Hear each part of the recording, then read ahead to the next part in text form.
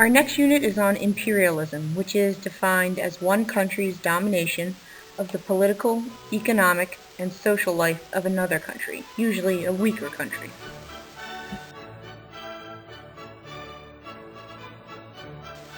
By the end of the 1800s, a handful of European countries, together with the U.S., controlled nearly the entire world. Because of this, the period from 1800 to 1914 is known as the Age of Imperialism. If you look at this map, you can see that the United States, the United Kingdom, France, Germany, Italy, Spain, and other European countries dominated imperialism in continents like Africa, Asia, and Australia.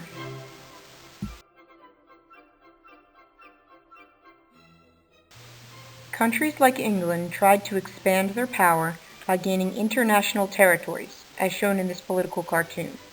You can see a man in the middle, representing England, who is trying to control or grab lots of foreign land using multiple arms.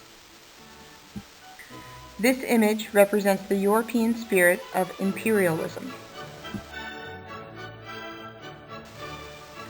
Look closely at this cartoon. It also shows imperialism. It's labeled the Mad Scramble for Africa, because during the period of imperialism, European countries like France, Spain, and the United Kingdom scrambled to gain control of African land and the valuable resources there.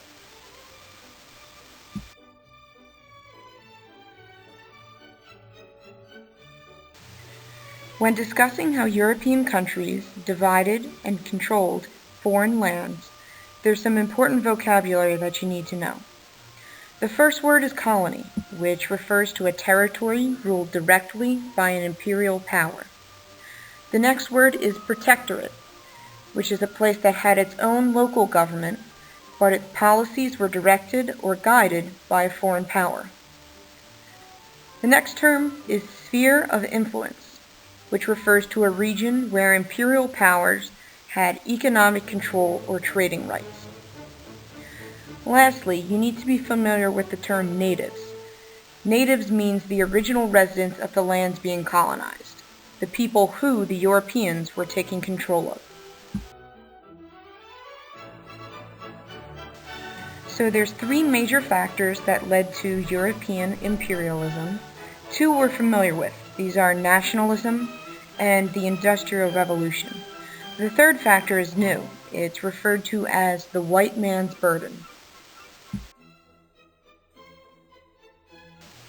So the first reason that Europeans decided to pursue imperialism was because of nationalism. European countries had strong patriotic emotions. They were very competitive.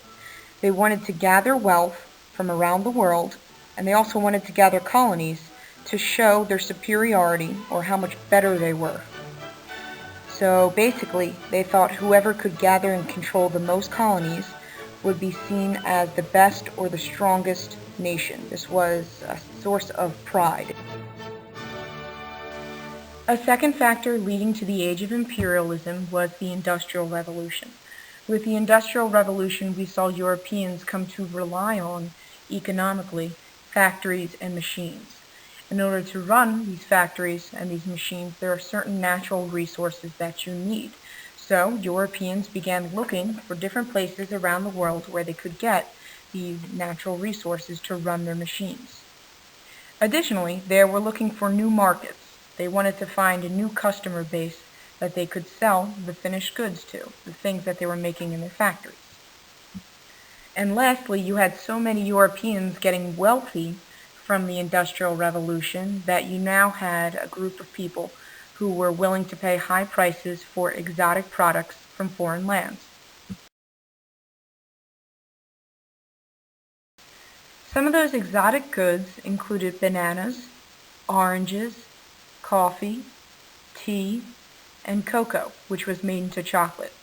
All five of those products were delicacies. They weren't necessary for survival, but wealthy Europeans wanted them. Europeans also created imperialist colonies looking for gold and looking for a place where they could successfully grow cotton, which was made into clothing or textiles, other fabrics. Lastly, Europeans were looking for rubber and palm oil, which are two natural resources used to help power or run the machinery of the Industrial Revolution. The white man's burden is the third reason why Europeans decided to pursue imperialism. And basically, this is the idea that the people living in Europe had a better lifestyle and they had to spread their ideas, spread their civilization to people living in these foreign lands. So religious missionaries wanted to convert natives to Christianity to civilize them.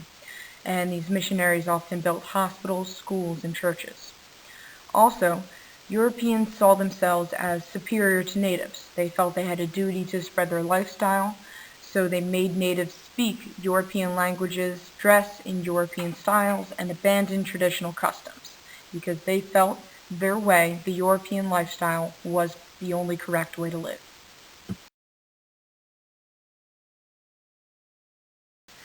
The term white man's burden became famous because of a writer named Rudyard Kipling.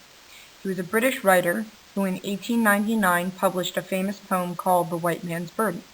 And basically what this poem did was help spread the imperialist attitude.